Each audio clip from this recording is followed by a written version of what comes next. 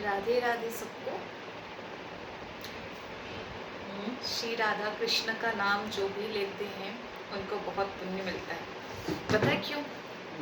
क्योंकि राधा और कृष्ण नाम के अंदर ही कृष्ण और राधा विराजमान है। ये नाम नहीं है, ये स्वयं में नाम ही भगवान है। श्री राधा है, श्री कृष्ण भगवान है। जो व्यक्ति सोते उठते बैठते चलते बात सुनते वक्त किसी की मौन रह करके श्री राधा और कृष्ण का अंदर ही अंदर ध्यान करता है और मुख को बंद करके नाम जाप करता है, वो व्यक्ति स्वयं में कृष्ण स्वरूप हो जाते हैं। जो कृष्ण भगवान हैं उनसे वो मिल करके वो कृष्ण के रूप में आ जाते हैं। और जो व्यक्ति भजन कीर्तन करते हैं वो अपने बीते हुए सात पुस्तकों को अपने नाम जाप से मुक्त कर देते हैं।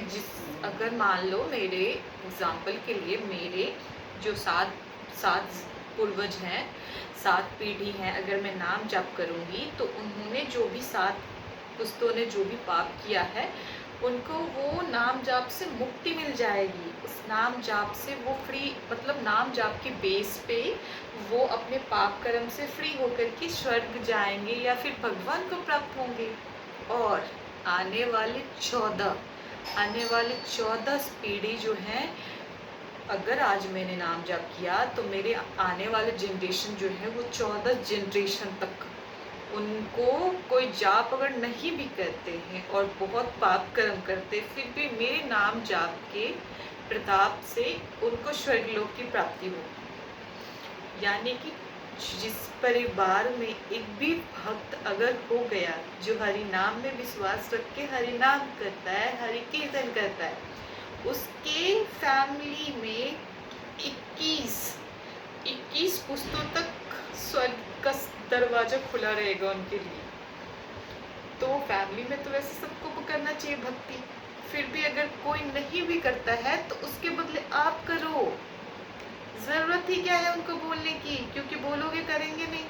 मेरे साथ भी होता है। तो छोड़ते हैं किसी और को, उन सब के लिए हम खुद करते हैं ताकि हमें भी पुण्य मिले और हमारे बीते हुए जो पूर्वज हैं उनको भी पुण्य मिले, आने वाले 14 जनरेशन को भी पुण्य मिले। क्या कहते हो? इसीलिए हमेशा अपने दिमाग में श्री राधा रानी के चरणों को याद करके रखो। पता है क्यों? क्योंकि ये कोई साधारण चरण नहीं है, ये वो चरण है जिसको देख करके श्री कृष्ण भगवान मूर्छित पर जाते हैं, मोड़ मुकुट खिसक जाता है उनके सर से जब वो चरण देखते हैं राधा रानी के। और उनके पियर पीताम्बर जो पहने होते हैं ना, वो भी खिसक जाता है। इतनी सुंदरता, इतनी सुंदरता। शंख चक्र गदा, ना जाने तरह तरह के जितने भी शास्त्र हैं, जितने भी दुनिया में ग्रह है, सब राधा रानी के चरणों में ही है। तो वो कोई साधारण चरण नहीं है। लोग तो उनके चरणों को देख के मूर्छित पड़ जाते। जब भगवान मोर मुकुटधारी के मोड़ खिसक जाते हैं तो हम जीव पापी, हमारी क्या दशा होगी। इसीलिए उनके मुख का स्मरण करो ना करो, उनके चरणों की जरूर कर लो। वो चीज़ मैं आपको एक एग्जाम्पल और एक छोटी सी स्टोरी के बेस के थ्रू सुनाती हूँ। एक्चुअली हुआ ऐसे कि एक बार राधा रानी अपने अष्ट सखियों के साथ निकुंज में से जा रही थी, तो उनके पाँव में लग गए थे धूल, कंकर, कांटे, और उन्होंने उसको हटाया नहीं। तो उनके अष्ट सखियों ने बोला, यमुना नदी आ गई पास में, यमुना मैया के अंदर आप अपने चरण से धो लो ताकि ये धूल आपके पाँव से हट जाए।